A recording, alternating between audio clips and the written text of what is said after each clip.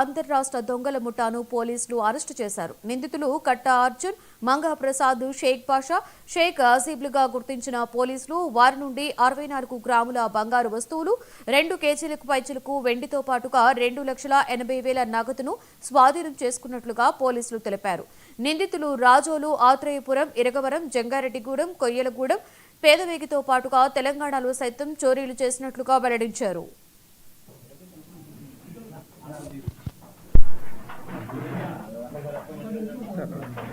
రాజోలు మాట్లాడుతున్నాను. రాజోలు సర్కిల్ పరిధిలోను మరియు నైబరింగ్ స్టేషన్స్లోనూ జరుగుతున్న వరుస నేరాలను దృష్టిలో పెట్టుకొని గౌరవ ఎస్పీ గారు అమలాపురం సిసిఎస్ సిఐ గారి ఆధ్వర్యంలో మరియు రాజోలు సర్కిల్ పరిధిలో నా పరిధిలో ఎస్ఐ గారి ఆధ్వర్యంలో ఎస్ఐ గారితో పాటు 2 టీములు ఏర్పాటు చేయడం జరిగింది. దీని మీద మేము అన్ని చోట్ల వెరిఫికేషన్ చేస్తున్నాము, వెహికల్ చెకింగ్ కండక్ట్ చేస్తున్నాము. అన్ని మా ఇన్ఫర్మేషన్ సోర్స్ ప్రకారం కూడా వెరిఫై చేస్తున్నాము. నిన్న మాకు వచ్చిన ఇన్ఫర్మేషన్ ప్రకారం మేము ఒక 4 ముద్దాయిలు మేము అదుపులో తీసుకోవడం జరిగింది. ఆ 4 ముద్దాయిలు కూడా ఒక 4 రోజుల క్రితం మున్సిపల్లో ఒక గ్రేవ్ అఫెన్స్ ఒకటి జరిగింది. ఆ అఫెన్స్లో వాళ్ళు నేరం చేసినట్టుగా ఒప్పుకున్నారు.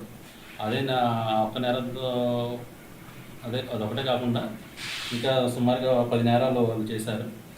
మన కోనసీమ జిల్లాలో సంబంధించి రాజోలు పోలీస్ స్టేషన్ పరిధిలో 3 కేసులు. హైదరాబాద్